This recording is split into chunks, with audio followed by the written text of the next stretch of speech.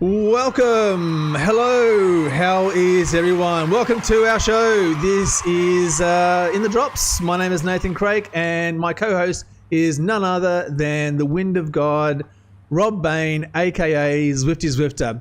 We discuss the world of indoor cycling, riding, racing, and workouts. We check out news, current events, as well as share tips and suggestions for new and expert riders alike.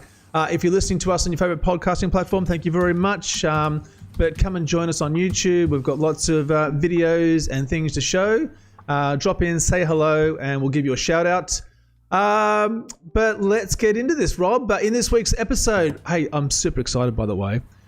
We have legendary hill climber, pro cyclist, coach, and YouTuber Ed Laverack joining us.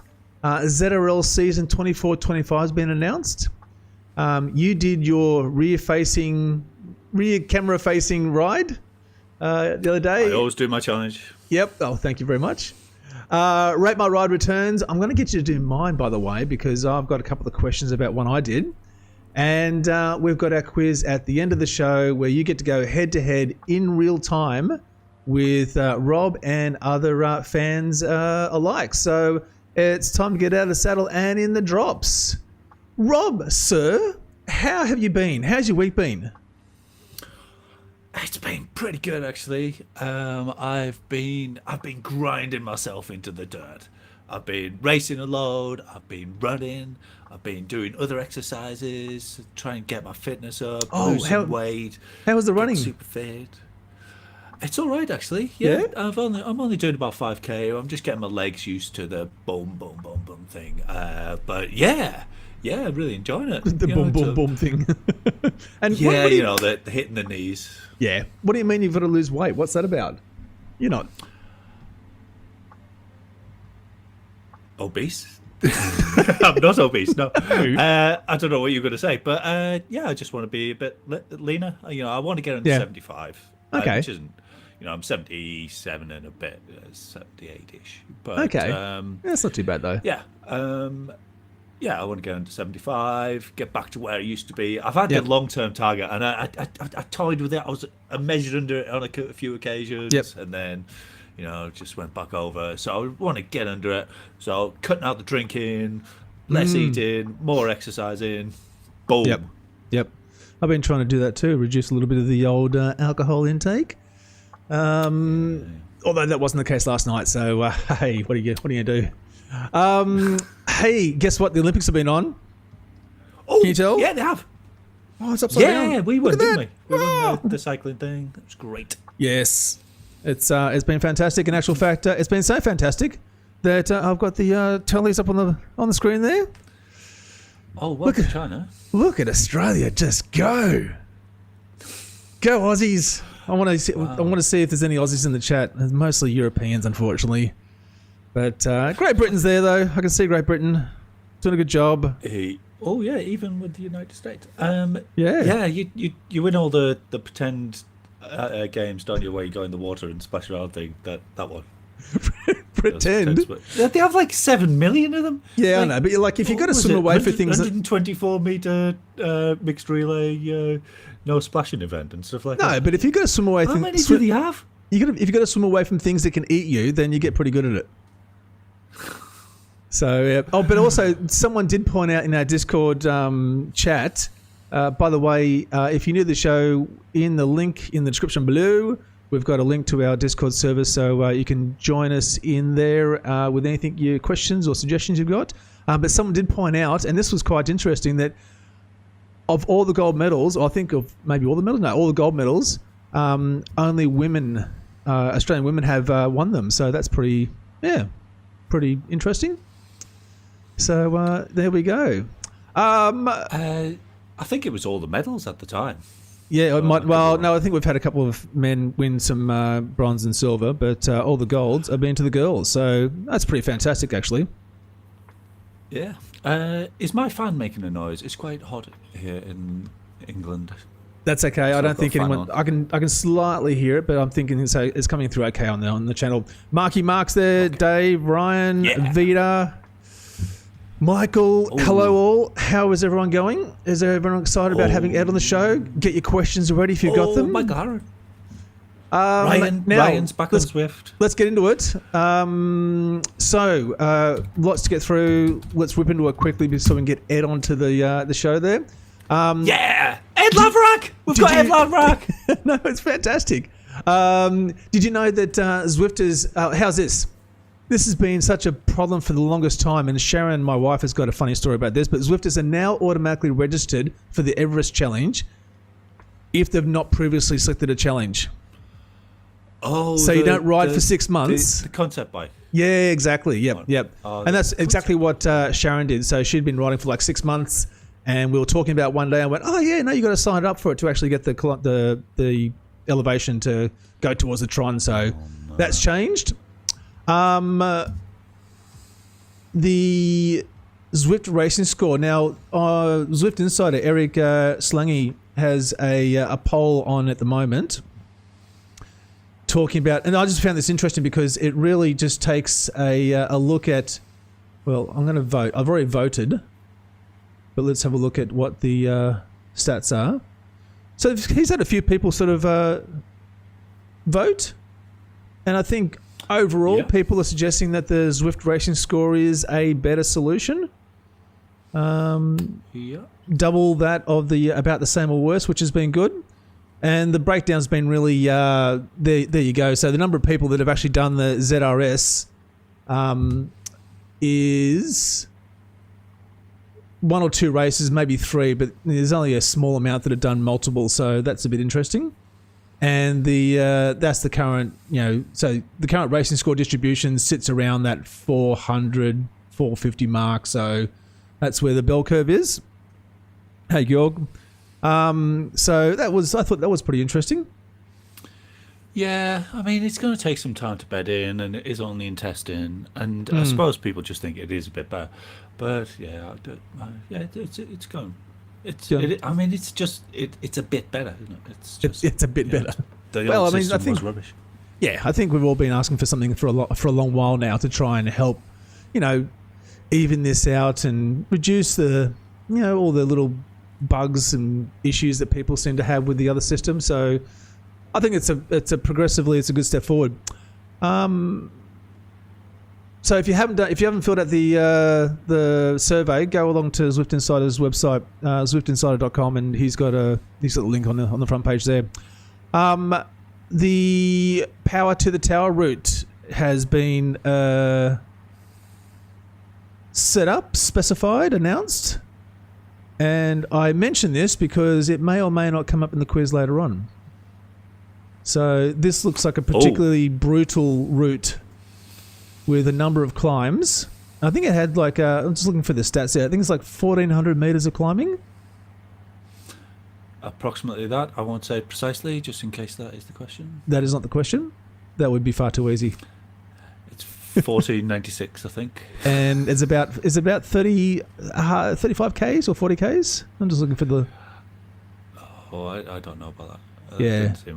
I think it's 45k, yeah. 45 Ks, yeah. So is that not?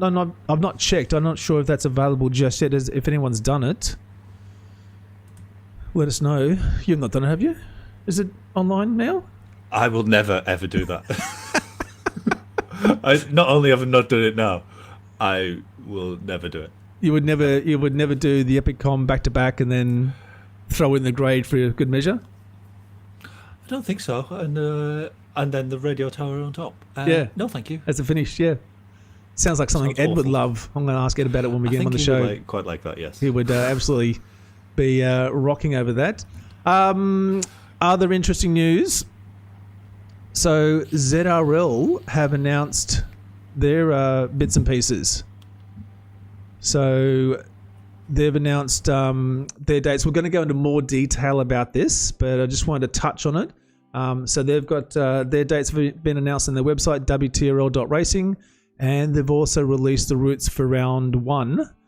Interestingly, I saw this as well on Zwift Insider's website. They're asking racers to design one of the routes. And it's competition, and you can go into it. and you can submit what your route is, and it shows you how to do it through zwiftmap.com. You can design your own course, and I assume that the winner, whoever they choose, they'll make a route, and that will be one of the races. What do you think, Rob? I think that's a ridiculous idea, and they should just get an expert to design a decent route. Why do you think it's a ridiculous idea? Because we aren't race course designers. But we are. At least it isn't a vote. As long as they don't put it to a vote. I mean, that would be the worst thing. It's like, let's have a vote on, and let's just, everyone vote for the flat route. Would you? Are you going to do one? I'm gonna design one, I think. Yep. Which hill are you going to go over? I'm not sure yet. I'm going to I'll think about it. I just saw it this morning, and I've not even had a chance to let it percolate in my mind about how I would do it or how long it would be. Oh, that's a nice word. What a nice word to throw into the podcast, Nathan. Percolate. I like that. I've been reading my what do you call the book that has all the words? Dictionary. Coffee. Sure. Machine instructor. Yeah, that's it. Is that your book? So been reading a book. Hey, Simon Jenkins. So no, it's going to be interesting. It'll be good to see who is watching this and who might want to have a crack at it. Let us know in the comments if you think you might have a good idea for a route. You don't have to tell us what the route is. If you want to hold on to it, you can. But let us know. Yes. All right. So done the routes. We are getting along quite quickly here. Hey, just want to shout out to Holly Bergen, who was on the show last week and who I can see is in the chat as well. Hey, Darren, how are you? Holly was very successful in my whoosh in the Sunday Race Club or Sunday Racing Club and pipped first. So congratulations and well done. Yeah, smashed it. Yeah, awesome. So that was really good. Used the tips that I was given on the podcast last week. Oh yeah. No, I could see she was writing it all down, and she absolutely took it to town and brought home the big bucks. And we've also got Rob and I are going to be commentating on the tiny races. I can see Damon in the chat there from ZMS Esports Studio. He's listening while he's working on VMix and drinking. And so we're going to be commentating on the Tiny Race Series, which will be 10 p.m. BST tomorrow, your time. And we're doing the Cat A, the 650 plus category. So if you're interested, come along and join in, and that should be a lot of fun. How are you looking forward to that? We'll be on the... two of them are on the Glasgow yes. circuit, aren't they? One forward and one reverse. Yes, that's right. And the other two are on the Bell Lap and Downtown Dolphin, one of my personal favourites. Yeah. I do like the Glasgow Crit Reverse. That's quite a good course. I like that one. That suits me better than the forward version. Which one do you like the better? Is that because Peter helped you win that? No, he did a good job though. No, I like the Glasgow Crit Circuit where you can do the Zwifty. Of course. So the forward. Is that the forward technically? Yeah. Well, yeah. If it's not the reverse, it must be the forward. Sure. It must be the forward. But that's going to be a lot of fun. So yes, very, very interesting. Hey Brian, how are you? I saw Vincent there. Spending all weekend together, Nathan. Isn't it lovely? Our first weekend together. Oh well. You can. There's lots of other things you could be doing. You could be digging ditches. You could be working out in the sun. Instead, you get to spend it indoors with me. How is the temperature going over there anyway? It's pretty warm from all accounts. Lovely. It's like 27, 28. My perfect temperature. Excellent. Except for the fact that you got the fan on there and it's all hot inside. Yeah. Just a little shower. Actually, I could turn it off now. Actually, I'm going to turn it off. It's fine. It's fine. You sure? You can. My back. I was doing the plank quite a lot. One of the British cycling exercises that they say to do is you kind of do the plank. Yep. But then you put your arms on like a lift up. So it's cross between sort of cross between press ups and the plank. Back muscles. And how are you doing that for a period of time, or are you just doing that for a number of reps? Try to get as many in a minute as I can. Okay. Yep. Holly's asking us. But I do it 3 times. I do it 3 times. I do. Holly's asking you to show us. To my cameras. To things. But that's the vertical version. There's one on their website. Yeah. Yep. There's one I do the same thing, a plank, but you've got to wait and you got to pull the weight through.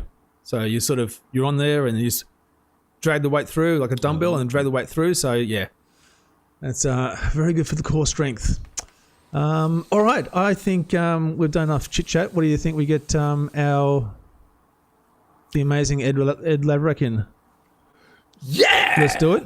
All right, I've got an intro. Let's play the intro and let's get Ed on board. Hey guys, my name's Ed Laverack and I'm a full-time cyclist. Absolutely gassed, right? I was done. Got into the car park and just put the bike down, and I was just standing there just trying to get my breath back. This is Sakalobra. When Tom Pidcock smashed my Strava KOM 2 years ago, you guys asked when I was coming back.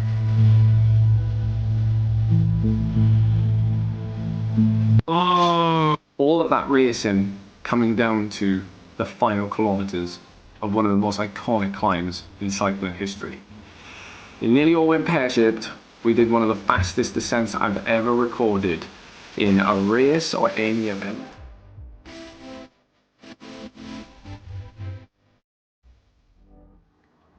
Ed, thank you so much for joining us. Hey, how you doing? Fantastic. Thanks for your time. Oh, and happy birthday, by the way. Oh, yeah. You turned the 30 club. The ripe old age of 30. Gosh, how does it feel to be old? Yeah, I mean, literally, the day I woke up as a 30-year-old, my back was gone. Starting to, oh, man, I can't even remember that far back. Yeah, starting to get all these little creaks and little aches and pains. Yeah, that's it, yeah. But did you get anything good for your birthday? I know you got yourself a present, and we'll talk about that in a second. But did you get anything good? You know what I did get that was good? I had some good weather because it's been horrific. I'm just listening to your chat now and you're saying how warm it is. Yep. And yeah, it is nice and warm, but we've had some horrific weather. So thankfully, I got a bike ride in where I think I managed to top up my 10. Oh, very good. So Simple pleasures. The present you bought yourself, you showed it in one of your videos there. I'm guessing it was a helmet. Was it a helmet or the Giro? No.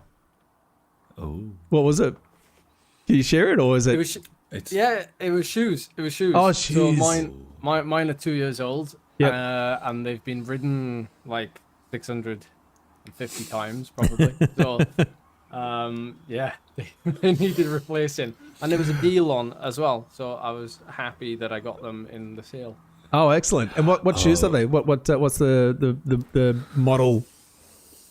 They're the I can never remember if they're the Empires or the Imperials. The ones with the boas. People will know in the chat. Oh, yeah, yep. The difference between the two. I can't remember. I always get confused between the two of them. I've got the Empires with the laces, so they're great shoes, really good. And I'm assuming the carbon sole. Yeah. Yes. Yeah. Proper. Very good. Very comfortable. They're lightweight and Mine they're expensive. are 15 years old, and the two Velcro things have come off. So, like, next time I'm going to buy some proper shoes that last a decent amount of time. These 15-year-old shoes just Not these falling apart. 15-year-old shoes. You want shoes that will last 25 years? Do you use them now, Rob, or do you just have another pair of shoes?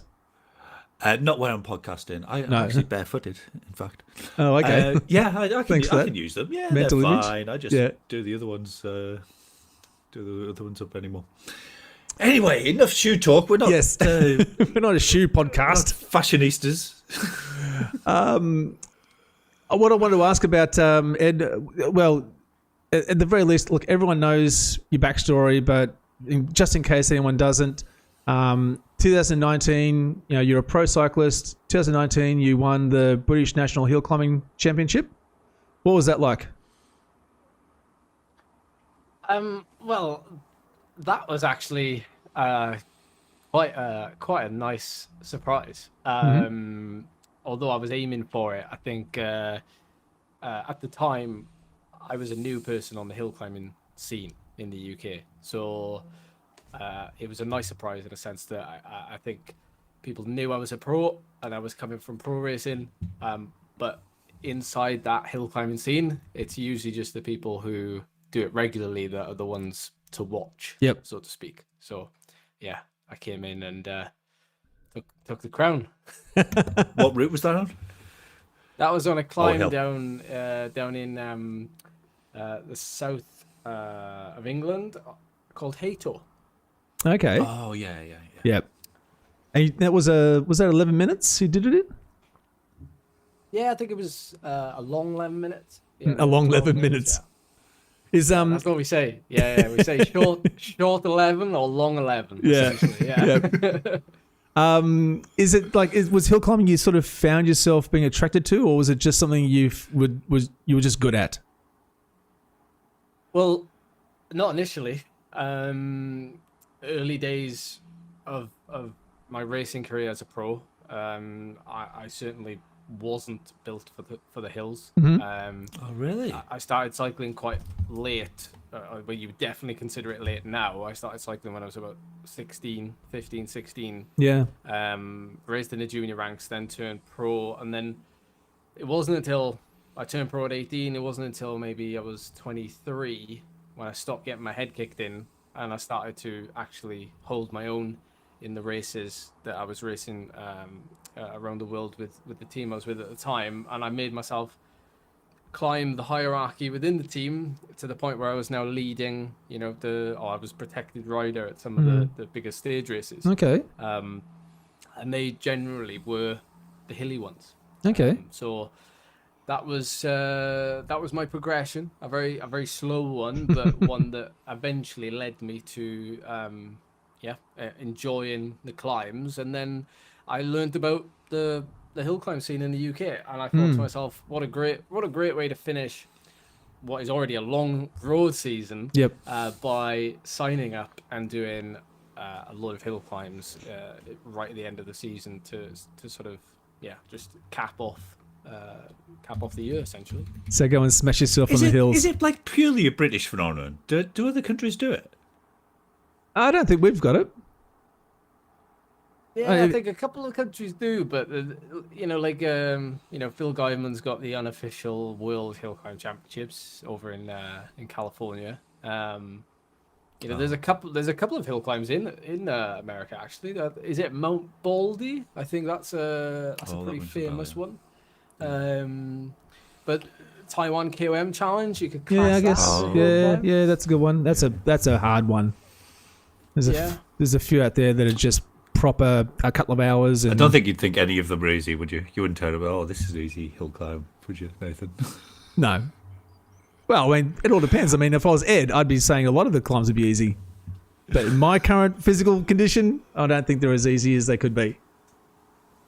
And it sounds like you want to... I think what a lot of people grabbed a lot of attention when, even more attention, when you did the Stacalobra KOM hunt, I suppose. Tell that one. Do you want to put my video on? Yes, I do. I'm doing that right now.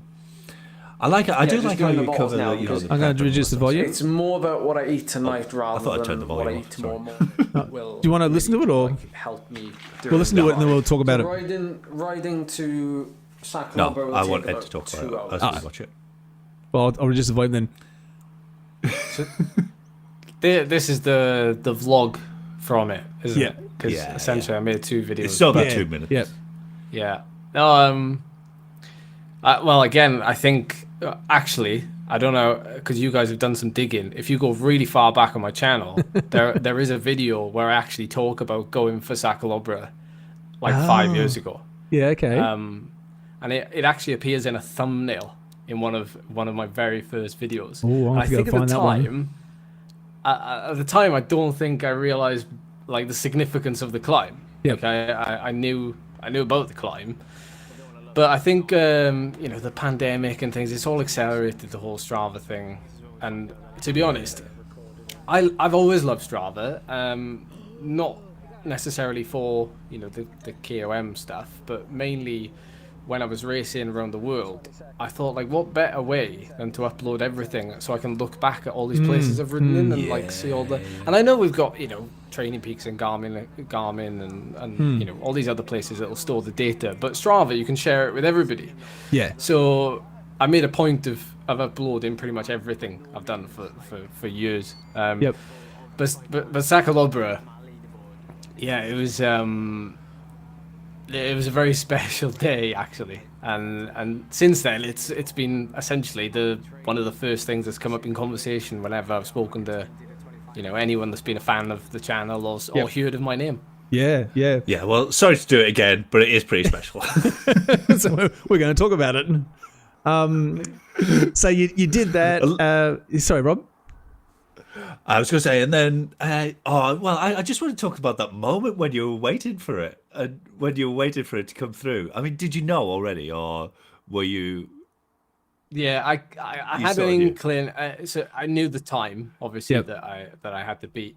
But what I tend to do whenever I'm doing hill climbs, or if I'm doing something like this, is I won't necessarily focus on the time. I'll focus on the speed. So if I know what average speed I've got to aim for, then that's usually the thing that I keep an eye on. And I knew it was close because my average speed was like 0.2 or 0.3 of a kilometer an hour faster. Right, so I was like, it's all going to come down on where the start and the finish of the segment was, and how much time it's going to be. And I didn't know. Is it like how accurate your GPS is as well with that sort of thing, or?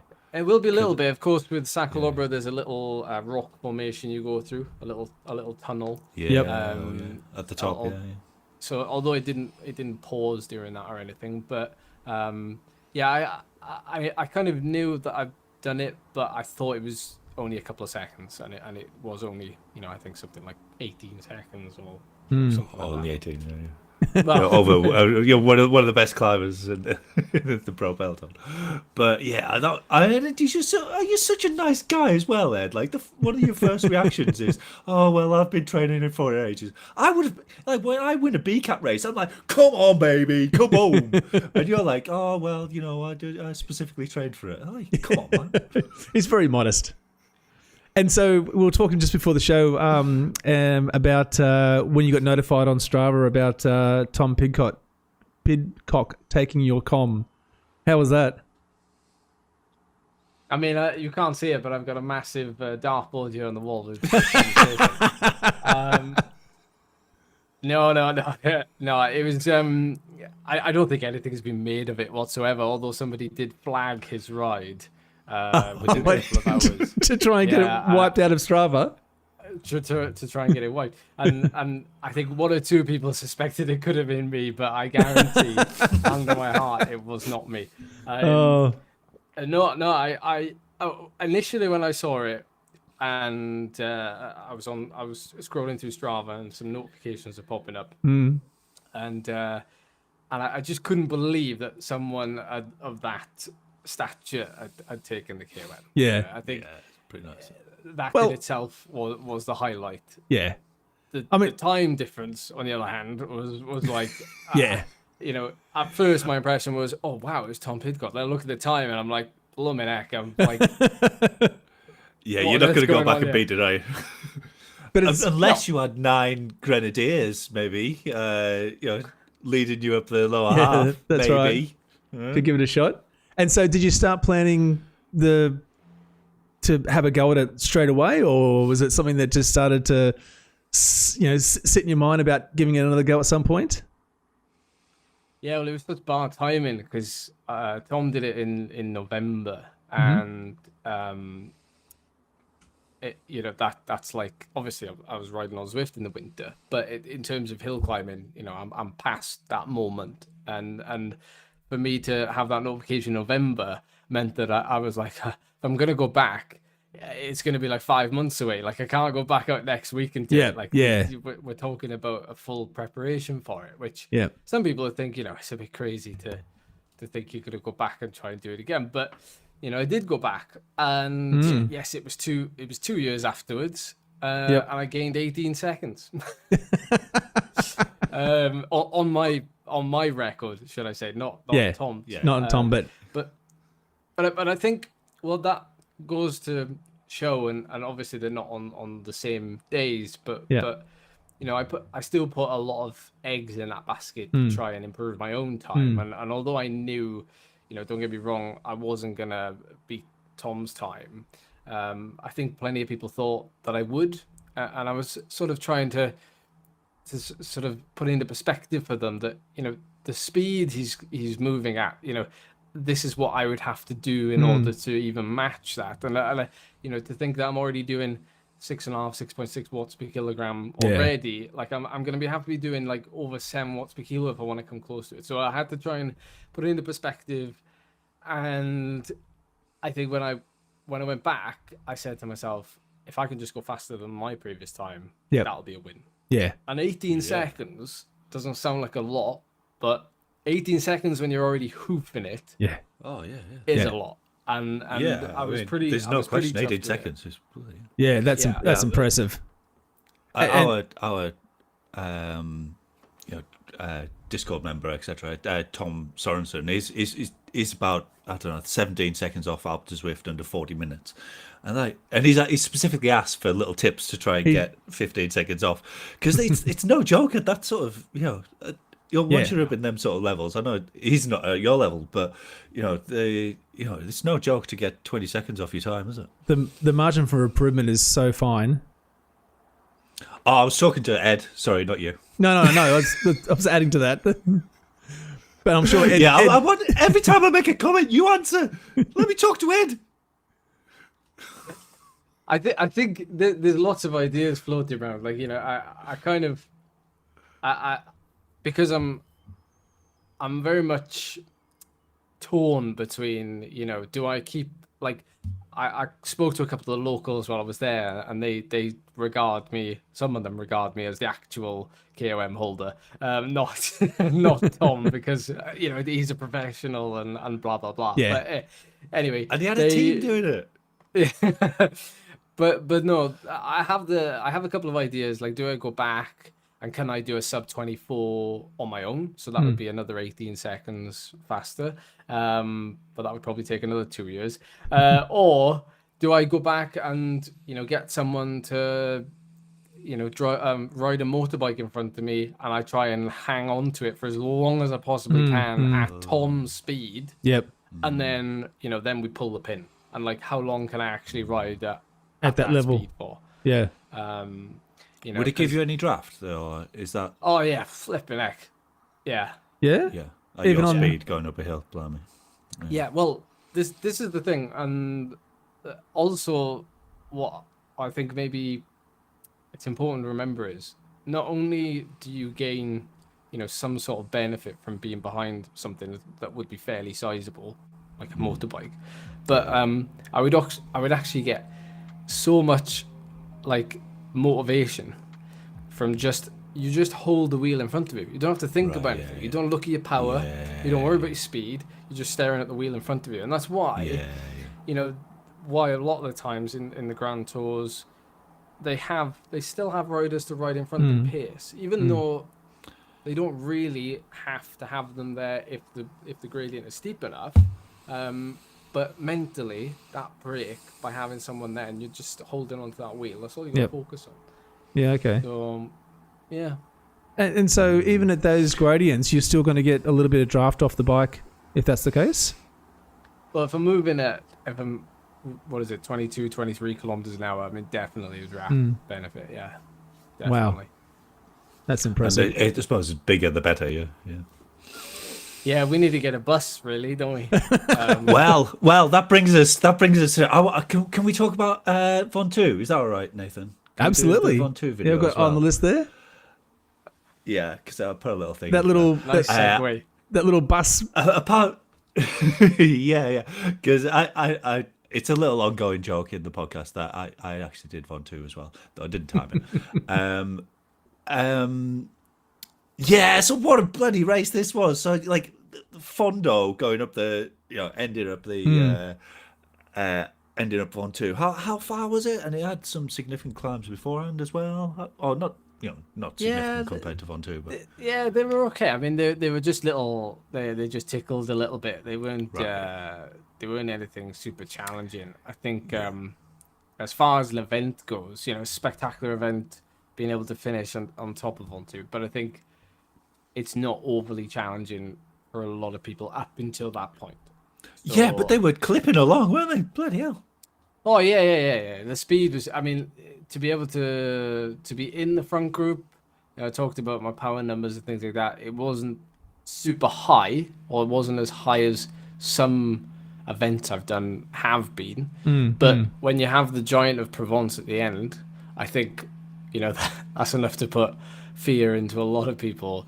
That if they're going to burn a lot of matches early on, then they're going to suffer on that mountain. But I don't know where it ranks in some of the challenges I've done, to be honest, because I think I honestly didn't expect to win it to start with because of where I positioned myself at the bottom of the climb. There was a small breakaway and we had to I had to pull that back after I launched my attack at the bottom, and then you caught them and just went straight through them. Yeah. and that's the benefit of a negative split. For most people doing climbs, if you're going to start the climb harder than you're going to finish it, then more often than not, you're going to struggle at the end. But mentally, again, at this level of competition, a lot of it does come down to the mental game. And you used your fan perfectly, didn't you? Just at the perfect moment, kept it to the end of the race. It was a classic. That is a nice bit of fortune, wasn't it? Yeah. It made for terrible there's the cameraman there. It made for terrible event photos. It's a great photo of me, but it's also got a bus in the background. Yeah.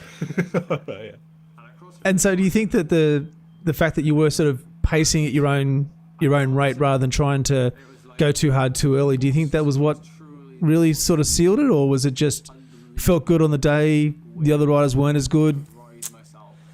Well, I did feel good on the day, but I think when you're catching people at the end like I was, the motivation was through the roof. So I knew that if they were feeling good, or if they were still had a lot left, they would be riding away from me, or they would also be riding at the same pace.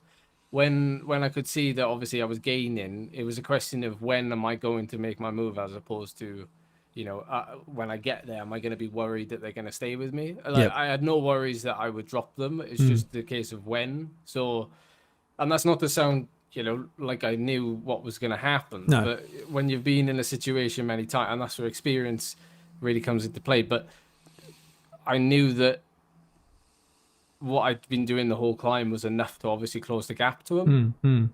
So if I just went up to the back and invested and did one solid attack, then I probably could heavily bank on that being the one that was going to break them. Yeah. Yeah, and you wouldn't want to go too late to leave it to that final punchy bit, would you? You don't want to win it there, do you? I would have thought, but I can't sprint. Well, I tell you what, the Worlds, when the Worlds course came out, when you qualified for the Worlds, as soon as it came out, I was like, what a load of crap. There's no bloody hill. Ed's got no chance. You still made a race of it, but I was really disappointed with that. How did you feel? I've got to make a race of it, haven't I? I mean, on one hand, I'm damned if I do, damned if I don't. On one hand, people say, I'm one of the strongest riders in the race. But it's all very well and good being one of the strongest riders in the race, but if the course doesn't suit you, it's horses for courses. So what you're are always you going to get be out of it? Yeah. I mean, not being too boastful, but I would stand a chance at you on the breakaway Bray. It's it's just like you got no chance. The bloody Rolling Highlands. I hate that course. Was it Rolling Highlands or it was Rolling Highlands, wasn't it? Ed, you mentioned in the video about the descent from Von 2. What happened there? Oh, well, the descent, it was actually maybe halfway through the event. and that's what I spoke about being one of the fastest descents I've ever done. Inside or outside of race. I think for Strava actually told me it was like the fastest 5 kilometers I'd ever done. Wow. And I think we averaged, I think it was like 79 kilometers an hour for 5 kilometers. And wow. My max speed wasn't much higher than that, but that's definitely the longest time I've spent at that speed. And it was just a big open road, like no danger whatsoever. It was just a big open road, and we were going down there in a group. And yeah, but actually descending Von 2, I got a chance to descend the Malacine side, and I got a chance to descend the Bedouin side. Neither of which were windy, which it can be like disastrous up there, but both descents were actually like really quite cool. The Malacine side at one point is very fast and very straight. Okay. But the Bedouin side, if anybody, they might well struggle with this. If anybody rides outdoors and you ride under a lot of shade, especially if you're going downhill, it's really difficult sometimes to like pick out portals or the apex of a corner, and that's what the Bedouin side is like. So I think that's why they don't take the tour down there very often. They always go down the Malacine side. Yep. Yeah, I really appreciated the shade on the way up, but not on the way down.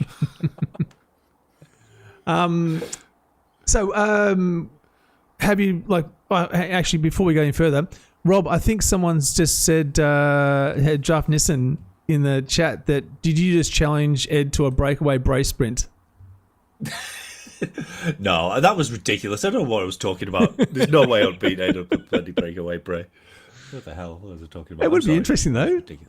Are you busy? I was just saying for emphasis. I am a B-gut rider.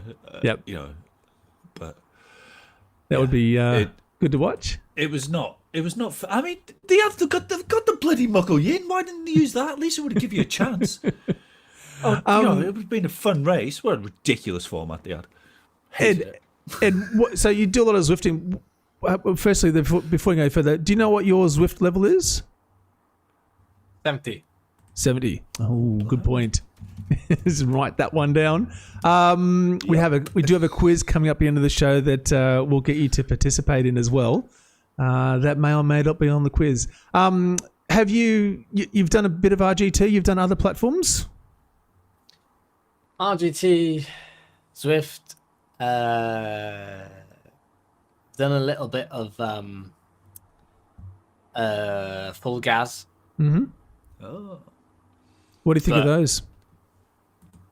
Actually, the RGT I did a while ago. Mm-hmm. I did some live streams. I think I was doing like a Giro d'Italia like race, like they were going up the mountains that some of the stages of the Giro were doing. Yep. And there was a virtual Tour de France as well, or something like that. I mean, they were okay. They were good. I got a lot out of it, but there wasn't many people there.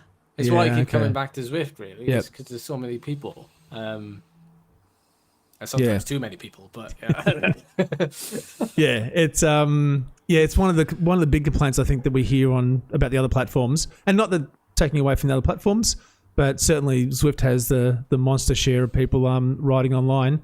No Indivelo, no My Whoosh. Yes, Indivelo, yeah. Couple of times, but because indoor riding is seasonal for me, unless I'm doing heat work. Yep. Which we should never ever talk about.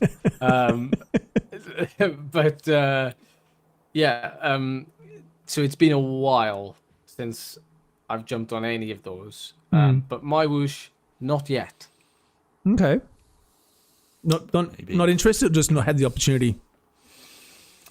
Well, I don't know, because at first there was like all this political stuff kicking off, and I didn't. I was like, I don't want to get involved in all this again. So that's why I didn't touch it for the initial phase that it was out, and then, well, now everybody's on it, I suppose. So I don't know. I guess I've got to get on it at some point. I mean, I guarantee I'll do my first Zwift live stream back, and someone will say, "When you get on my whoosh?" Well, that's a good point then. With your channel and the media that you participate in, do you find yourself concerned about how you might be perceived in certain events or doing certain things, given the following you have now? Well, put it this way. So, one wise influencer told me that don't worry about what you're doing when Taylor Swift is taking private jets like around the world, like every day or whatever. I don't know. It's kind of like this whole thing about, the government will guilt trip you into, oh, you need to make sure you're recycling this and doing this and doing this, and then like, there's these big companies that are essentially, doing way worse things than us, and it's always down to the small person to do their bit when the big people are just sort of getting away with it, type of thing. Yep. So I will eventually turn to it, no doubt. This winter, probably. Okay. Oh, when did Ed Mode get born, and how? How did that happen? I had to run and find this T-shirt. I wasn't wearing it in the warm-up act prior. I like it. I'm not sure I've seen that as a. Well, actually, I have. Have I don't. It's not the common thing. We don't talk about it too much. I actually cannot remember when it came about, but it kind of floated around for a while in the live chat, and essentially. Oh, so it was from Zwift, yeah. Oh yeah, it was from Zwift. The origin sort of comes from erg mode, and whenever you use erg mode, your power is flat, and you're just able to like lock in and just churn out the power. And so when I was like doing, I see Niall has mentioned in the chat about Surrey Hills, and I go hand in hand. I've done numerous races on Surrey Hills where I've just attacked on each of the climbs and just held like perfect power, and some of that is down to riding a low trainer difficulty, because I don't necessarily like to have it on 100% because it feels a bit wacky, so I have it a little bit lower so it's easier to control. So hence the term Ed mode is when I just start to settle into that sort of just that grind where you I've got a clip of when you're doing the ZRL and you do your breakaway. And one of them was on Innsbruck Ring, and you just after the maybe first or second snapper, you just it was like halfway around the lap after the second snapper. You just launched a breakaway in the middle of nowhere, and you see people like Cal Norris. Do you know him from? He's in ABR and he does British Hill Climb as well, actually, class raider. Yeah. And they sort of like accelerate a bit, and then they go, "Oh no, I'm not." She's gone. So you do all right in the sprints, but yeah, and then just like 19k to go. And kind of middle of nowhere, just 400 bucks, and then you see the power raising a bit from those behind. There's Carl coming forward, and then he's like, "Oh no, he's gone." Wow, look at that! And they're gone. You are gone. And just drop them. But I love. Actually, yeah, I think it's coming back to me now. I remember that one. Someone's just said, "Told you" in the Zwift chat, because this was they knew it was coming. Yeah. and I You've think been trying it in a few of the others, haven't you? Like the flatter ones. Yeah. It's such a. I really like that course because although it doesn't lend itself to me in terms of any big climbs or anything, more often than not, there's a big surge and then it's really easy. And that's why it's really frustrating when people go up a category because they're like, oh. A races, it's just like in the real world as well, actually. What you find is that when you go up a category and you're in the highest category, when it's hard, it's like flat out hard, like as hard as you can go. And then when it's easy, it's like, well, you can keep up doing 100 watts. And more often than not, in a race like that, if there's a situation where they're going to do 100 watts for the next 50 seconds, if you put down 500 watts for 50 seconds, you've got a gap like that. Yeah. Yeah. No, that graph at the bottom of the screen looked impressive. That was and they're all hurting so much from the 2 sprints as well. And your recovery is so much better, assumedly. Yeah. That is a big part of it as well. Yeah. You've done a few different series. You've done FRR, Chasing Tour, ZRL. What are your thoughts on those? What's your favourite? I would actually say FRR is my favourite. Because of the constant nature of it. Oh, sorry. You can tell me why. Yeah. Well. No. Good guess. I've obviously always enjoyed back-to-back racing, like day after day. I know they did one that was like a month long earlier this year. There's no way I could do that. Like, I can't commit to that kind of racing because I also have to do, I guess, proper training. Proper training. quote unquote proper training around it, so they'd be very difficult. But certainly some of like the week long ones, Britannia. I just found like there's been some really good racing, like tactical racing, and more often than not because the courses are a little bit different to what you get at a ZRL or Chasing Tour. It's a little bit more customized, and they're kind of quite crafty with the way they're choosing these courses. And I like it because it's different, and it does suit me as well. I've definitely learned that those races do suit me. The harder the race, generally the better I go. And actually the one I did earlier this year, I think the last stage was in Yorkshire, and I can't remember how it played out, but we had to finish in a certain time. But for the general classification, and for some bizarre reason, like our group, which whittled down to like 10 or so riders, we managed to all like work together, and the people who I was with, who weren't even on my team, and they were actually racing against me, they wanted to ride for me.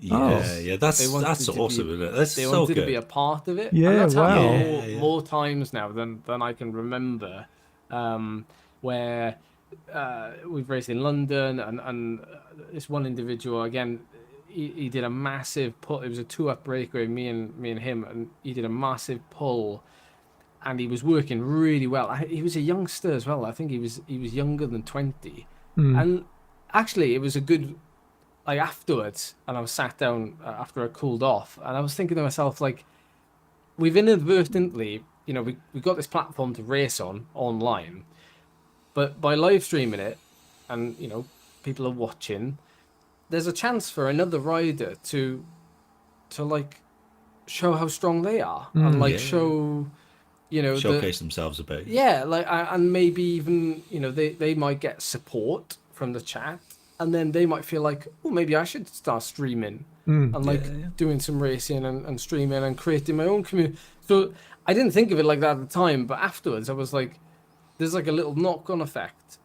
That what this has allowed us to do now, in a way, this different kind of racing. Yeah. I mean, for all the negativity and whatever else that there is around some of aspects of racing, the positivity massively outweighs it. The support that people give each other. I was just in a race this week, a multi-cat race this week, and he might be in the chat. Steph, he was C, and I got dropped from the A group, and ended up with him, who was leading the C's. So, and everyone, and as people joined us, like Sam Atkinson, I don't know if you heard of him, but he joined. I was like, let's help Steph to win. So it gave me something to race for as well. It's just a nice little thing, and everyone just like helped out. No, though Sam was, Steph was actually driving it most of his time, even though he was the C cat with A's and B's. But it was great. Yeah.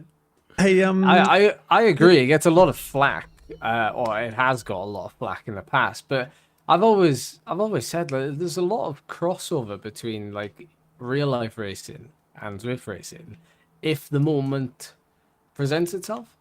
Like if there's a tactical moment, like you'd be surprised, and that's why always brings me back to when I was racing professionally on teams, and that team work aspect, it's very rewarding. We're going to come back, Ed. We're just going to have a quick chat about ZRL, but we'll get your thoughts on this. So we would have talked about early in the show, but it'll be interesting to see what you think of it. Rob, I've just got the summary up on the screen for the second, but then we'll jump into your slides. So this was announced. I think I spotted this yesterday.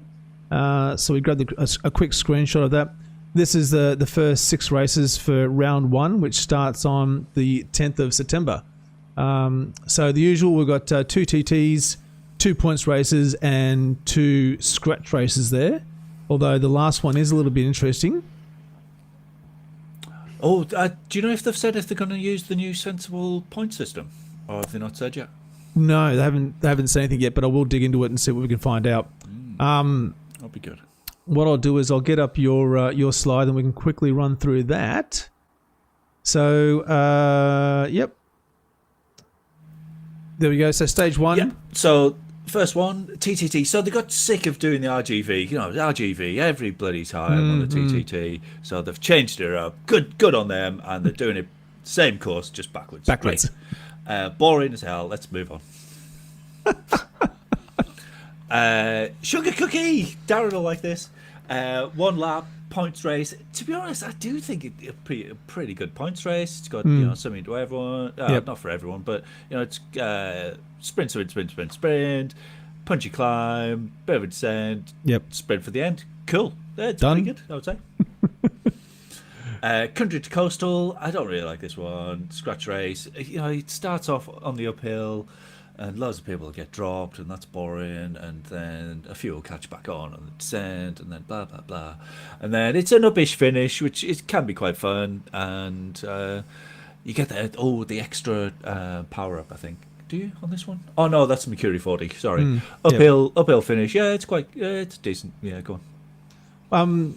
Ed, as we're going through these, you got any comments or observations or any courses that are favourites? I mean, I'm just here for the course preview because I will do a more in detail one after each race. TTT. See, we've got a special. Normally we do 20 minutes, but because we've got special guests, we're just racing through it. So TTT, Greater London 8, flat, Box Hill, boom. It should be a slightly more interesting TTT as do you use up your riders trying to get to the hill, use up a couple of riders there, and then take your 4 lighter guys up the hill, that kind of thing. Yep. I think that'll be the strategic thing to do. Interesting tactics. Yeah. Stage 5. And then, I haven't raced this one, but just looking at the profile, looks pretty interesting. I think Ed would fancy his chances here. A couple of sprints at the start off, and then it's a com. I've never seen that course before, so no, it's one of the new ones. Released relatively recently. It's got like a double com, so there's a com up to the Stone main mountainside, and then it's all that first part paved. Yep. And then a slightly more rolling climb up to the is it the Epic? Yep. I don't understand all of these things linked together, but is the final climb is that the straight one? The final climb is the straight one. It's a sort of punchy 6%er, I suppose. The grade. The grade. Yeah. Oh, is it the grade? I think it's the first one. The grade as well. Is it the grade both times? Yep. Oh, okay. So I've been up it. Yep. Is that the grade well, been up this week? I think you did it in the Crown Coastal Loop. Yeah, it seems quite short to be an FTP test. I don't really understand that. But anyway, people will understand it better than me. But yeah, it looks pretty cracking read, actually. I quite like that. Yep. Don't put it on the 6th one because I didn't know what was going on. They just put that as a placeholder. Well, do you think that's where they're going to put the competition route? Yeah, Yeah. Yep. That's a shame. Little 6-kilometer sprint at the end of the season, or the end of the round. Well, Just it was never going to be that, but sort everyone out. Yeah. But there we go. So if they use the new point system, even better. So the new point system, I don't know if you know, Ed, but it puts a lot less emphasis that they use for competition that they had over summer. It puts a lot less emphasis on fastest through. So breakaways even more will pay even more dividends in essence, and sort of team tactics as well. Yep. Well, if it's going to benefit breakaways more, if they change the physics to benefit breakaway. Well, I mean, they have relatively recently, but Yep. I mean, probably not since you've been off. But Well, I'll soon find out, I suppose. But I've always, it's always boggled my mind how initially you could get a breakaway going if you did it at the right time. It could go very easily. Likewise, as soon as that bunch starts to roll, they'll have you back straight away, and it's like. So I just think if they're going to reward breakaways a bit more potentially, then I don't know when you were last on, but 4.1, the pack dynamics did do a lot about that. So now a group doesn't automatically catch. In fact, a single rider going downhill, for instance, stays about the same away. It's very that is a big thing. It used to be stupid, didn't you? You go over, you get 10 seconds over Box Hill and it'd be gone in no time. And they just get you straight back. Followed by even 4. Yep. But so they've solved that, and there is a slight benefit now of when you punch away from a group, they do it so that you get more aero, and there's less rolling over the front as well. So I don't know when you were last on, but there is the last big change did help it somewhat. Yeah. Some people in the chat might know when I was, or if I did an event that had that, because most of the time I log on, if I haven't logged on for a while, I log on, people talk to me about some things, and I go all like, I glaze over because I don't, unless something happens that really needs reading about, then I don't tend to. You don't sort of, You did. Oh, did you do chasing like the classics this year? I can't remember. No, I didn't. No. Oh, I did 1 or 2 maybe, but I was going to ask Peter in the chat. I think Peter's pretty good at looking up things. So if Peter wants to quickly check out Ed's Zwift races and see maybe when he did his last one and whether it was recently enough that you would have done it with the Pack Dynamics 4.1. We'll find out. We'll crowdsource that. I wanted to ask, I had someone ask, so what do you commonly, or when you're training, what do you eat for breakfast? Well, it depends. At the minute, actually, I'm going through a bit of a phase where I'm having overnight oats. So soaking the oats overnight in. It's chocolate, soy milk, actually. I'm not plant-based, but it's just so happens what I kind of like at the minute. So it'll be done overnight oats in the fridge with some sweet and salty peanut butter. But if it's not sweet and salty, it will just be regular peanut butter with a bit of honey, some chia seeds, and I think that's it. But it would be a large bowl of it. That's if I'm training, in the mornings. But if I'm not training that day, or if I'm training much later in the day, I'll tend to have a couple of eggs and some toast or something like that. Okay. Maybe smaller and more protein. Yep. And is that the reason why you're having the oats? Is it sort of for a particular reason, or is it just ticking some boxes and tastes good? Well, at the minute, it's mainly because it tastes good. So as I start getting closer to sort of hill climbing season, and well, we are actually getting close to it, so I do need to up my game a bit now. Some ingredients will take a bit of a backseat. And as Charlie likes to call it, she likes to call it dust diet. This is things just get stripped down, so it's less of, I might have less honey in it, or it's just small changes really, but at the end of the day, over a long period of time, it makes a difference. Yep. Peter's just come back. He said you did a TT on May the 16th and you did a mountain race on April the 30th. Was in that far back? So it's been a little while. You have to get back on the Zwift. You're gonna be decapped by the time you come back. You'll be able to go. Oh, absolutely crush them. Anyone who's interested in racing in that low categories, you'll just absolutely obliterate them. Now, got another question. What advice would you give to, say, an aspiring cyclist or Zwifter competing in national races for the first time? That's a good question. That's very specific as well. I think one of the things that has made the biggest impact on my preparation and performance for bigger or higher level events such as a national championship, and that can be on Zwift or in real life, is having a process. What you do the day before. Also what you're going to eat the day before, what you're going to eat before the event. So what I mean by process is almost turning it into a habit, like a ritual. But I find that if you have those things laid out and you follow that and you don't have to think about those things, then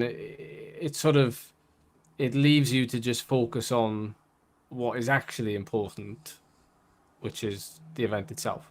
So by doing all the basics right, which those habits will hopefully form, then you'll be able to hopefully get into what they call that flow state when it comes to your race or event. To be honest, I always talk about the basics. I don't think we could ever underestimate the importance of doing those things as well as you possibly can. Yep. But of course, it is quite difficult to do.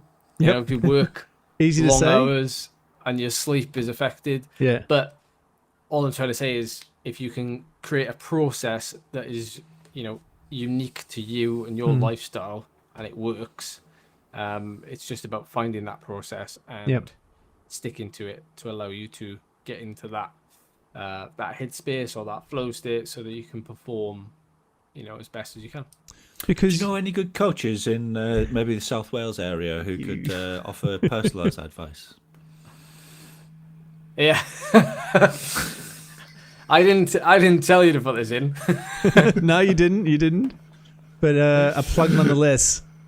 No, thank you. Yeah, I appreciate it. No, if you look at, sorry, go on, plug yourself. No, I was just gonna say, it is my passion.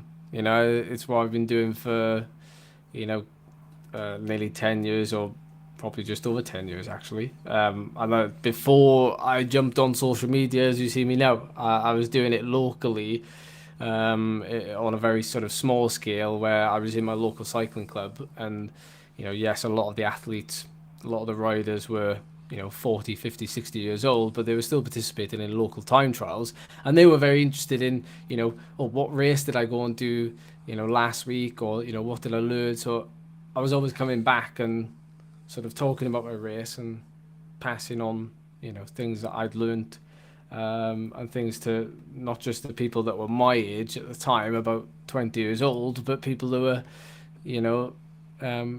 60 Our years age? old, 40 years old. Yeah.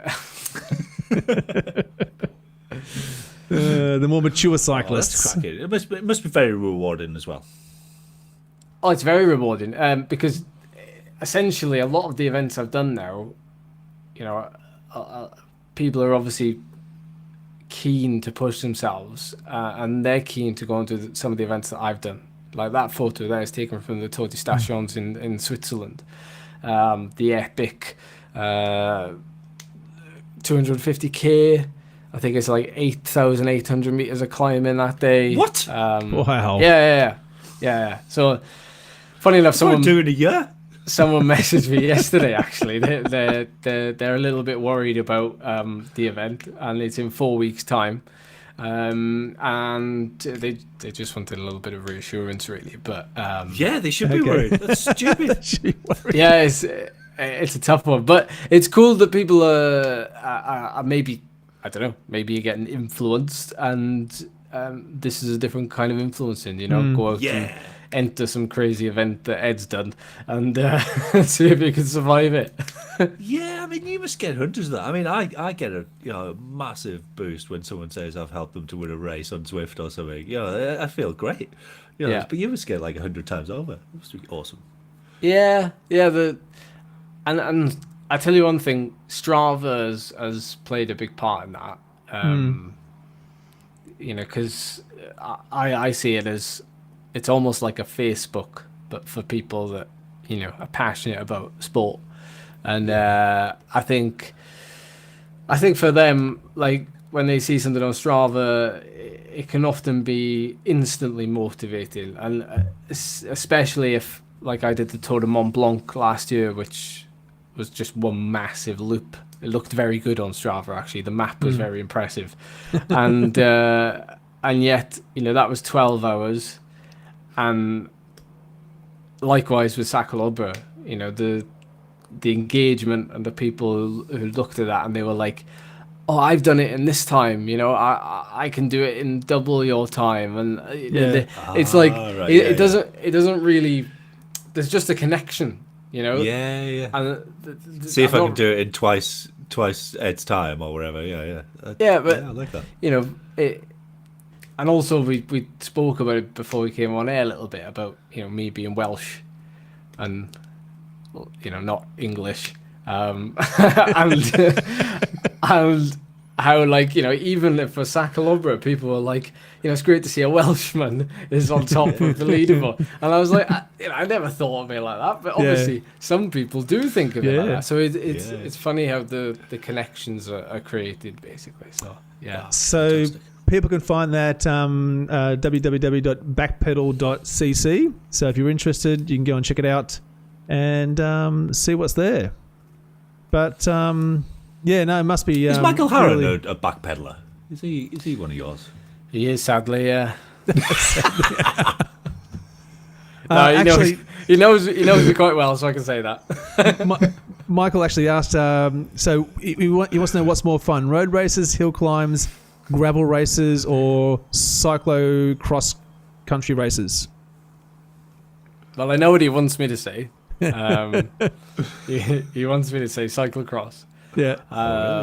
To be honest, if I had to vote on which was more fun, though, I probably would say cyclocross. Yeah. And I really, really like incredibly muddy cyclocross races. Oh wow, you're one of those, eh? Yeah. Like, I don't care if the bike breaks. Like, I people have told me, because I've done a couple of really muddy ones, and people said don't ride through the mud. Like, that's how your bike gets ruined. Yeah. And actually, you're just picking up all the mud, and you're just getting slower. And I was like, I don't care. I just want to ride through the mud. Like, that's what I'm here to do. What's the point in doing cyclocross if I'm not going to get muddy? Yeah, I'm not here to run with my bike. Like, I've entered to ride my bike around the field, so I'm going to ride it as much as I can. And then, obviously something inevitably goes wrong.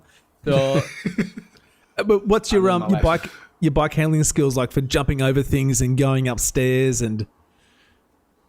Well, zero, essentially. Bikes aren't designed to do that. Yeah, I'm not designed to do that. I don't. To be honest, a part of I do believe that, like, a lot of the talented bike handlers that there are out there, I think BMX, mountain biking, even some of the road riders that are incredible good bike handlers, a lot of it has come from messing around and just throwing the bike around and just learning something. But I think a lot of them, if they started very young and they were doing it from that age, then that pathway is formed. I never really raced even as a youth, so I didn't get to do a lot of the, short track criterium racing. Yep.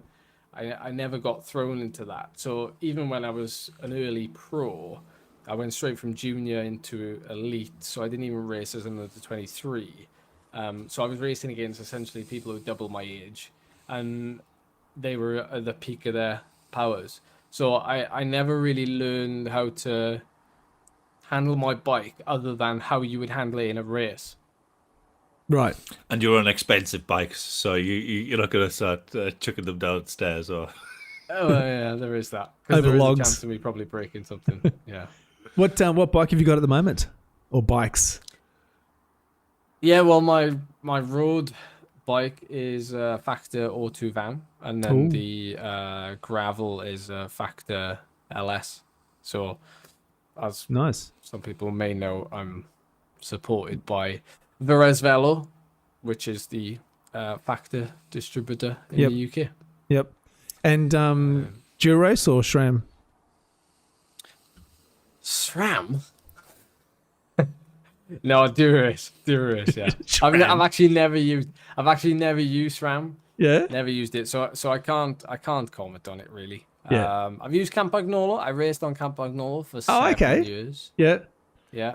What do you think of that? Like, besides the fact that you need all special tools to maintain it, but Well, it was mechanical. Yeah, okay. Super record. It wasn't. Yep. It wasn't electronic. Yep. However, I was going through a phase. It was a team sponsored bike, but I was going through a phase maybe for 2 or 3 years where I would routinely snap my gear cable 5 times a year. wow. How are you snapping a gear cable? I have no idea. Yeah, nobody knew. The only conclusion we could come to was that obviously it's all internal cabling. Yeah. Somewhere along the line, there's a kink. Yeah. Maybe the manufacturing process, who knows? And the cable doesn't like going through that, and it was just rubbing every time, and eventually it would go, because that's not normal. Like, you don't go through 5 gear cables in a year. No, that's right. But sorry, we're going to get into the quiz soon, but does that suggest that you change your gears a hell of a lot? Yeah, where I live, I mean, I can do a 100-kilometer ride and climb 3,500 meters. Yeah. But equally, I can do a 100-kilometer ride and climb 500 meters. Yeah. So, and the climbs, more often than not, are quite steep. But there's also a lot of undulations in them. So I will be changing gear a lot. Yeah, okay. More so than But not that much. Not to break big gear. No, yeah. No But way. on Di2, you can get stats on how many gear changes you've made, and it's surprising. Like in a typical flat ride, like 500 to 1,000 gear changes in like an 80k ride. It's incredible. So I'm wondering if maybe that was it. But anyway, there we go. So perfect. Rob, we're going to head into the quiz unless you've got any other questions for Ed before we get into it. Oh, I could talk to Ed all night. I know, I'm that's sure what I'm he needs to thinking. Get some sleep at some stage. We are kicking along in time. Excellent. All right, well, let's do this. Let's get into the quiz. We'll do a quick quiz intro. We'll start bringing this home. Now, last week, Ed, for your benefit, we have a quiz at the end of each show where people who are watching can join in live, and you can too. So if you've got a phone, an iPad, a tablet, some other device, you can log into this, and I'll give you the details in a minute. But we sort of established a bit of a challenge kind of a basis thing going on now, where Rob, with his extensive Zwifting knowledge, tended to be winning the quizzes more often than not. Like that. Yeah, no, it was exactly like that. And so we set up a challenge whereby which if Rob wins, I have to do some sort of a challenge. And it's we work it out. Or if anyone else wins, then Rob has to do the challenge. Now, last week, Rob unfortunately didn't win. And so he had to race. And I was wondering if we can hear that okay. up the volume a little bit. This is only very quick. This is only a minute or so. Oh, that's freaky. Oh, I don't think What do you mean it's only a minute or so? I cut it down. Someone's making a push for it. All right. I can't see what's going on. So you meant it only lasted a minute. So Rob had to race with only the rear-facing camera view. I can't do the left-right thing. So he couldn't see the front of the group unless he was on the front of the group. And this was racing the ZRacing series for August this month, Okay. which is the Crown Coastal Here we Loop. go. This is where it gets really hard. I'm doing a flat out. I can't see the top. I can't remember how I did this actually. Oh no. He did okay, actually. Gap. I think it's too easy. Well, he's had some harder ones. I think you need to be blindfolded. Well, we've done that the previous week, I think. Yeah, we did that. I did better, I think, when I was blindfolded. Oh no, I came fourth in that as well. Yeah. 2 fourths. But to be fair, I think you'd done a race that morning or the night before, and I've been racing a lot this week. yeah. For me. But it was a fantastic effort there. So we'll have to see how we go. All right, let's get this dialed up because we have been clocking for almost an hour and a half. If you have to go, Ed, it's understandable. It's quite late. All right, let's get this. Ed mode. We're going Ed mode on the quiz. Oh man. Yeah. No, my knowledge is going to be shocking. So. And we'll see how we go. Okay, just bringing up the details. Everyone who's in the chat probably knows how this all works, but essentially what happens here is you get your phone, you'll get a code on the screen in a minute, you can log in. I'll click on start there. It's tiny. You can't see it. Can't see it? Is that better? Oh, yeah, I can remove the run sheet. So you can get your phone, scan that QR code, or go to www.kahoot.it and enter that game pin. And I'm just closing the run sheet off.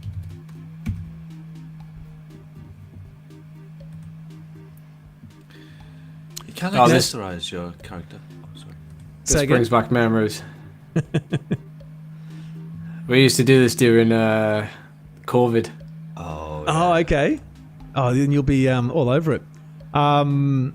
So, Ed, well, then you'll know this as well, but just a reminder for everyone else, you get points, obviously, for correct answers, but you also get points for being the quickest answer. So the faster you answer, the more points you get. Who has named themselves Andrew Feather? Is that you, Michael Harron? What does that mean? Is that an in-joke that we can't share? It's not an in-joke. I mean, essentially, it's my arch nemesis of hill climbing. Oh, I see. There's nothing. There's no like, people want to create a story about like it being like a really, there's nothing there. It's like Pogacar and Jonas. Like. Oh, okay. Yep. So I've got Nathan Wins, Jason, Andrew Feather, Spiky Mikey, Bob, Marky Mark, Schultz, Ben Brown, Francis, Jaff Nissen, Zwifty. I can assume that's you, Rob, because we've had Zwifty and not Zwifty and the real Zwifty. Not in Ed mode is someone. JD. All right. It's the first time that the guests got more, doppelgangers than me. I haven't got anyone copying me this week. Everyone wants to be you, Ed. Of course they do. Of course. Of course. All right, we'll give it just another moment. So we're going to have 10 questions, and we'll get through it. Whilst we're just waiting for the last couple of people to join in, well, I'm just trying to think of the challenge this week, Rob. What's your idea? What do you think? Oh, so I got a feeling you've try and win. Try and win a race. Oh, that's a good idea. Try and win a race. Oh, breakaway on the what you call it? 2-lap breakaway on the hilly route reverse. What? Do a breakaway on the first lap. On the first lap. Excellent. Like I intend to anyway. All right, let's. Here we going. All right, we're gonna get into this. Let's click the start button. Okay. It's not episode 58. Episode 57. All right. Ed Laverack won his first British National Hill Climbing Championships in which year? Oh, I think I've got it wrong. God, how embarrassing. Is it 2017, 2018, 2019, 2020? I It is didn't. 2019. Phew. Ed, did you get that one Did you right? get that one, Ed? I got it, yeah. Not as quick as me. All right, good work. So Zwifty's hit an early lead, but Jason's right behind him. Let's one point, by the way. Very quick. All right, next question. Zwift recently added a new frame in-game. Who is the manufacturer? What? Cannondale, Canyon, Campagnolo, Cervelo. Oh, no. Oh, no. I got it. It's okay. I got it. You sure? I was slow, though.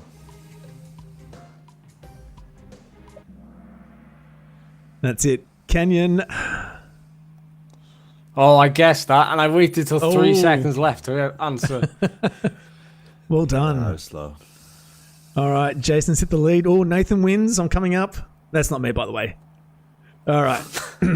Next question. Question number 3. Stage 2 of August's Punchy Power ZRacing series is Hilly Route Reverse, but what is Stage 3? Is it the Glasgow Crit Circuit, London Loop, Jurassic Coast, or Rooftop Rendezvous? It's too easy, that one. You know it? You've got it stitched up? Oh, I got it right.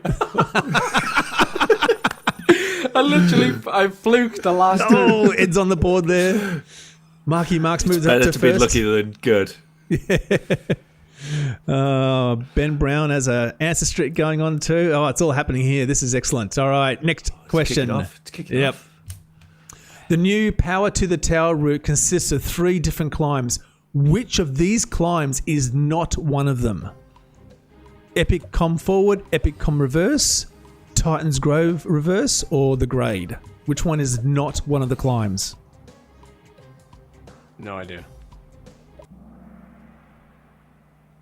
Oh, Titans I was right. Grove. You're right again. Well, it was Yeah, always I was going to be, wasn't it? Oh, I'm on fire. He's Ed moving Moore. up. He's coming along. That's steady. Could be a- steady consistency. Could be a We head-to-head. all love and hate. All right, so Marky Mark's still in the lead, but Ed's moved into 4th. Rob's in 2nd. Next question. Excluding lead-in, which of the following Mercury Island routes Nathan. is the shortest by distance? Rooftop Rendezvous, Mech Isle Loop, Sea to Tree, or Castle Crit? Which one is the shortest by distance? Oh, no. Ooh, I got it Sea wrong. to Tree. No good? Who did get it right, though? Oh, Nathan's moved up. Well done. Nathan wins. Damn it. Yep. Zwifty and Ed are tussling it out now for 4th. Yeah. Okay. Next question. Question number 6. What is the name of this classic Watopia route? Volcano Climb, Climber's Gambit, Volcano Com After Party, or Legends and Lava? If you know the route, you'll know the name. I should know it. Oh, I've messed it up. Oh. No, only one Climbers got it. Gambit. Legends and I Lava. thought it was Climber's Gambit, but Yeah. it's nowhere near big enough on that final climb, is it? Oh, not Ned Mode's taken over 5th. Rob's still sneaking around there in 4th. Looking for a gap. Andrew Feather. Oh, I hate him. Okay, number 7, you got to type your answer. AI imagine what this Watopia route might look like based on its name. What is the name of this route? You need to type your answer in. The picture hopefully will load. There it is. Oh, no.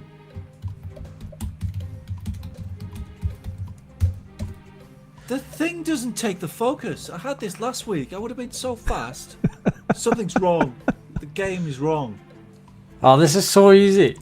You know it? I did this one. This is from it. Yep. All right. How we go there? Oh, 5 got it right. Oh. Zwifty's moving back up. What did you get, Ed? Did you get Climber's Gambit? No, I thought you had to make your own name. Oh, sorry. Yep. Yeah, my bad. Because I went for chess on wheels. Oh, okay. On August 18, the final stage of this year's Tour de France Femmes avec Zwift ends on which iconic climb?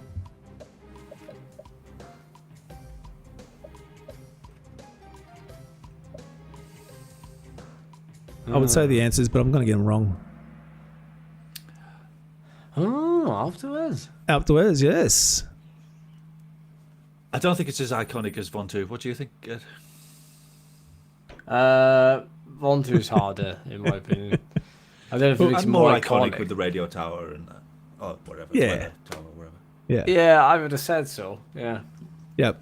Which is your favourite? If you had to choose between Afterwards and Mont Ventoux? My favorite would be Vontu. Yeah, okay. Yeah. Good call. All right, question number 9. Double points. You'll get 2 points. Ed Laverack's current Zwift level is 72, 73, 70, or 71. Oh, everyone's very quick there.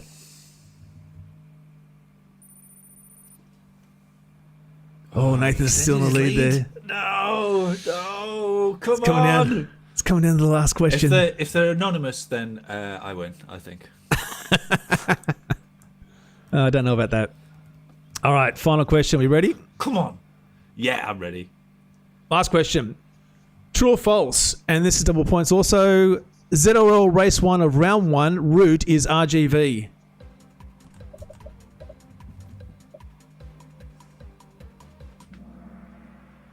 Oh, false. Everyone was very quick on that one. I had a double All click. right. Let's see who won. Not Ned mode came third. Well, that's kind of like Ed. Zwifty second. Oh, Nathan wins first. Yes. Jason S and Marky Mark and the runners up. Congratulations. Yes, to the well one done. who revealed All themselves. Who belated was. clap. Well done. All Good right. quiz, Nathan. Well done. Good quiz. Thank you. Yes, that was good fun to make. That was wonderful. So, well, we need to figure out we need to figure out a challenge. Ed, what do you think would be a good challenge? Something sort of roughly about 30 minutes or under. So something that's difficult. We've done the blindfold. We've done the rear view. Done heavy bike. I've got a Well, I haven't really done the heavy bike, but you've done the heavy bike though, haven't you? I have. Yeah. I do all mine. I've only missed out on one. I was moving house. You've only had 2. I know. It's been good. Who else is in the chat? Who else has a good idea on a single leg race? Oh, come on, Michael. So just race on one leg, or can you change legs? That doesn't sound. Yeah, I think you should be allowed to change legs. Cause Yeah, just the one leg for an entire race. That sounds bad. That sounds bad for your health. Steak and Chain says racing with the beach cruiser, the atomic cruiser. We've done that one, haven't we, Rob? Yeah. You did the atomic cruiser, didn't you? I think you won that too. You won it. What else can we do? We've got to quickly think of something. I'm trying to think of. Well, we can do another workout, but you're not. How about no hood? Oh, yeah, okay. That's an easy one though. You've had some hard ones. You've had some hard ones. What do you think? As Nathan wins, owned up who it is. No, we've not seen them come back into the chat yet. What do you think, Ed? No HUD racing? Yeah, that's a good one. I think if you choose a difficult course / race, then it'd make it more interesting. Something that would require you to, you might make use of the numbers if they were there. So like if it was a couple of climbs and you have to measure yourself a little bit, but you didn't have Like the over the numbers there. Hillycombe, maybe. Yeah, something like that, maybe. Yeah. Well, that's the Z race this week. There you go, Rob. Oh. Looks like you've got that one stitched up, but you will have the forward-facing camera, so that at least you'll have that. Some people said heat racing. What's that? Ed doesn't want to talk about it. Ed but, mentioned that earlier. Yeah, don't mention heat. Don't mention heat racing. What So- would it have to be with a radiator on? Well, actually, you could do a race without a fan. Ooh. In the how's the temperature in the garage, Rob? It's pretty hot. I've got 3 fans at the moment. Ooh. All right. Big, like floor fans. Well, I tell you what, we'll make it guest choice, seeing how we're not sure who the winner hasn't owned up yet. What do you think, Ed? A no HUD race on the Hillycombe, or whatever race Rob wants to do, but with no fans on? You could do both, really, couldn't you? Oh man, give me a chance. I'm not meant to hate it. I mean, I hate them all, but I'm not meant to die. I think the heat one would be quite a good one to do, because then maybe you could double up on the sweatband. You know, maybe 3 or 4 sweatbands. Oh yeah, on yeah. the head, maybe 2 on the wrists, just to absorb some of it. All the sweat. It's only 30 minutes. Yeah, it's quick. And like Rob, you can't really turn down Ed Laverack. No. Okay, right. I'll do the heat thing then. The heat thing. There we go. What a great idea. Thank you very much, Ed. Well, I think that wraps us up. We've been going for a little while now. Hey, Ed, I just want to say thank you very much for agreeing to spend some time with us on the show and share a lot of your experiences and insight. It's been fantastic having you. Yeah, Pleasure. absolutely awesome. I absolutely love everything you do, and so glad you spent some time with us. Thank you. Yeah. We could keep going and just talking about stuff, but it is getting late there, I know. Thanks very much for watching. Look, there's been so many people in the chat, I can't call all of you out individually, but if you haven't already, jump into our Discord channel. The link's in the description below. You can come in, drop us a comment there as well, or if you've got suggestions or challenges that we can use for next week's show, or quiz suggestions, that would be great too. Put them there. Let us know. Otherwise, let's wrap this up. And again, Ed, thank you very much for joining us. Rob, as always, I'll see you in about 12 hours to do the tiny races. Oh, I thought you meant the evening slot. Yeah, 10, what time is it there now? Oh, yeah, no, 10 BST. Yeah, 10 p.m. So 24 hours. Yeah, 24 hours. I'm in the future 12 hours over here, so I'm already thinking it's like tonight for me. So yeah, no, it's little while away. Yep. All right, guys, thank you very much. Yeah, this is a bit of heat racing right there. Okay, all right, guys, thanks for watching. Brilliant. Whatever you're doing, whatever you challenge yourself, get out of the saddle and in the drops. Bye.